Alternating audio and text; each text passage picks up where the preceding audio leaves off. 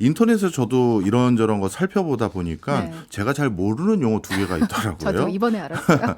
더현서 찾는 MZ세대가 우리나라를 먹여 살린다. 더현서가 어딥니까? 누군가 했더니 전 사람인 줄 알았거든요. 이 MZ 친구들이 여의도에 들어선 더현대서울을 줄여서 더현서라고 부르더라고요. 근데 여기가 작년에 개점 33개월 만에 연매출 1조 원을 돌파했어요. 네. 한번 가보셨어요? 네, 저도 집에서 네. 멀지 않은 백화점이라서 종종 가는 편입니다.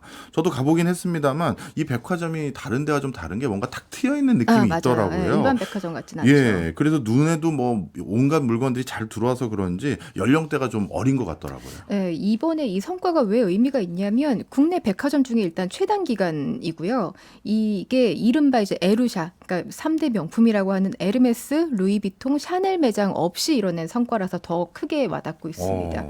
또 요즘에는 그 한국 오는 외국인 MZ 세대들에게 성지처럼 여겨진대요. 네. 왜 그러나 봤더니 작년 한 해만 해도 BTS 시작으로 해서 뭐 르세라핌, 블랙핑크, 아이브, 있지 이런 친구들 관련해서 K-팝 팝업 스토어를 열면서 진짜 성황리에 엄청난 인기를 누렸다고 합니다. 그래서 현대백화점 내 점포 서열도 요즘에 크게 바뀌었대요.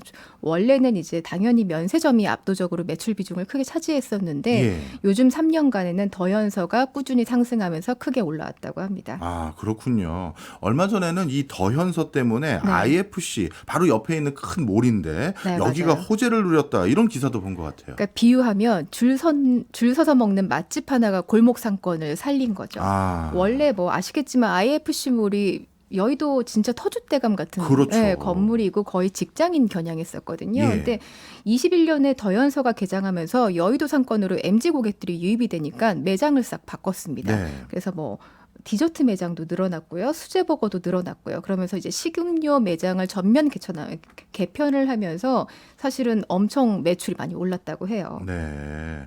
여의도가 사실 과거에는 정치 중심지, 금융 중심지 이런 소리를 많이 들었는데 이제는 MZ 세대들의 성지가 되었다. 이렇게 봐도 될 것 같은데 그만큼 그러면 여의도 인근의 상권은 확 살았겠어요? 네, 여의도 사정이 그러니까 다른 지역도 MZ 세대 잡으려고 혈안이 됐더라고요. 요즘에 이제 강남이 버거 격전지라고 하잖아요. 예, 알죠. SPC 그룹이 쉐이크쉑 들어온 이후에 작년에 이제 하나그룹이 파이브가이즈 가져왔고 그러면서 미국 3대 버거 브랜드 중에 이제 2개가 들어왔습니다. 예. 하나 남은 게 이제 인앤아웃인데 요거 어디가 갖고 올까? 요즘에 이거 많이 보시는 것 같고요.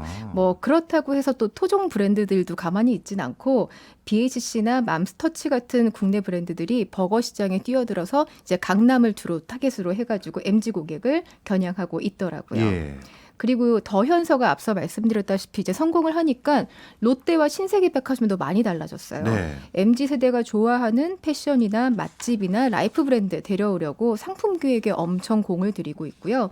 뭐 사례로 하나는 이제 아직도 몇 시간 줄을 선다는 그 런던 베이글 뮤지엄. 저는 예. 아직 못 먹어봤거든요.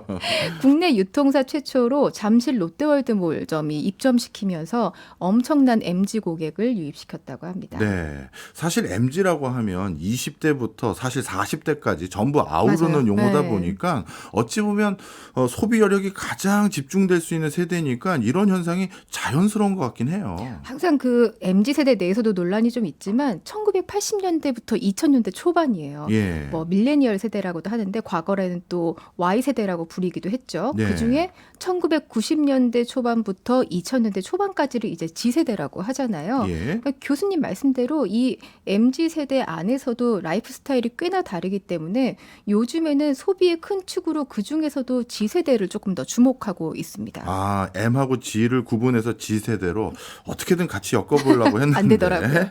G세대라고 하면 20대 초반 이 정도 생각하면 되죠. 네, 한 카드사 통계를 좀 보면 신용카드를 쓰는 20살에서 24살 이 고객들의 지출이 온라인 쇼핑과 병원 그리고 백화점에 집중된 걸로 나타났습니다. 그러니까 온라인에서 옷, 신발 같은 거 사고 백화점에서는 명품 사고 그리고 피부과나 성형외과 아니면 애완동물 데려가는 병원 이런 곳에서 서비스를 많이 즐겼다는 거죠. 예. 이런 2세대의 소비가 늘어났다는 걸 보여주는 증거가 또 있었는데요. 1996년생이 20살이 된 2017년 이때가 한국 가계 소비가 그래프상 추세선을 웃돌기 시작한 시점과 딱 맞떨어집니다. 그렇군요. 네, 그러니까 우리나라 GDP 대비 가계 소비의 비율을 봐도 사실은 최근에는 꾸준히 하락하는 추세가 조금 짙었거든요. 예. 근데 2017년부터 하락 추세가 주춤해졌어요. 예. 그러니까 그만큼 소비가 올라왔다는 거죠. 그러니까 정리하면 20대 초반의 친구들이 돈을 쓰기 시작하면서 가계 소비가 확실히 늘었다는 겁니다. 국내 내수 살리려면 이 네. G세대들의 소비가 정말 중요할 것 같네요. 맞아요. 특히 가까이 좀 보면 2019년과 2022년의 세대별 소비 지출 변화를 좀 볼게요. 예. 이때 50대 이상은 소비 지출이 딱 1% 늘었거든요. 예. 근데 30, 40대는 또 7% 정도 늘었고요. 근데 이 기간에 20대는 50%나 늘었습니다. 와.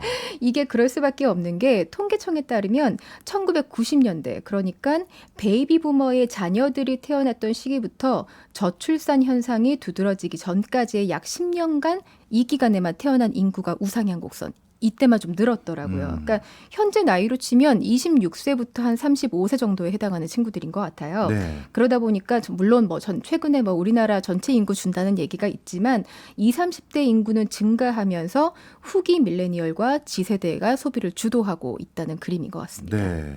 쭉 설명을 듣고 보니까 네. 진짜 G세대가 우리나라 소비를 이끌고 있다 해도 과언이 아닌데 갑자기 생각이 드는 게 이 친구들 돈이 어디서 난 건가요? 그죠? 자산이 늘었어요. 예, 오. 이것도 통계청 자료인데요. 예. 작년에 전 세대 가구 중에서 20대 가구의 자산 증가폭이 가장 컸습니다. 아니 20대가 자산 증가폭이 가장 네. 컸다?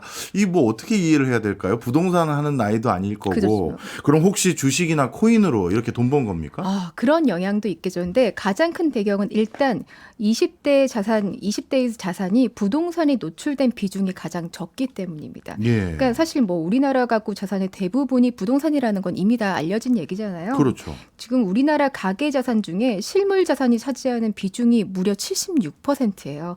일본이나 미국 같은 경우는 30% 안팎으로 왔다 갔다 하거든요. 예. 그러니까 쏠림이 이렇게 뚜렷한데 그러다 보니까 주택 구입의 부담을 짊어지기엔 아직 어린 친구들의 자산이 상대적으로 늘어난 겁니다. 예.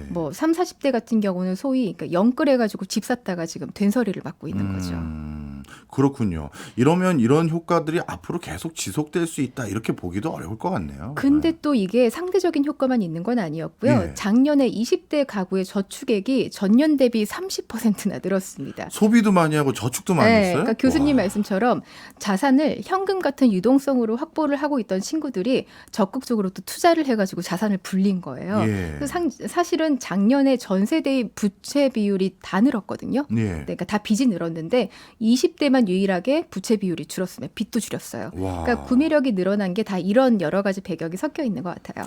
우리나라 20대가 저축도 많이 하고 소비도 많이 했다니까 제가 벌써 이런 표현을 쓸 나이가 된 거가 좀 섭섭하긴 하지만 참 대견하다 이런 똑똑하죠. 생각이 드는데 그렇다면 약간 나이대를 올려서 M세대들, 밀레니엄 세대들은 어땠습니까? 여기는 좀 양극화가 뚜렷했습니다. 35세 이하 미혼 밀레니얼 세대들은 가장 왕성한 소비와 투자를 한 반면 또 부동산 자산 노출도가 큰 30대 중후반의 전기 밀레니얼 가구들은 말 그대로 부동산 가격 하락의 가장 큰 피해자였거든요. 그렇겠네요. 네, 그럴 수밖에 없는 게 30대 가구의 부동산 자산 비중은 50%가 넘어요. 근데 20대는 30% 수준이고요. 그러니까 아무래도 작년에 30대 가구의 부동산 자산이 보통 20% 안팎으로 좀 줄었더라고요. 그러니까 집값은 떨어지고 대출금리 오르고 하다 보니까 비소비 지출이 늘었겠죠. 그런 결과에 다다른 것 같습니다. 네, 이게 참 우리나라 경제의 딜레마예요. 네. 30대 이상의 소비가 살려면 부동산 경기가 조금 받쳐줘야 된다라는 얘기가 이런 대목에서 나오는 건데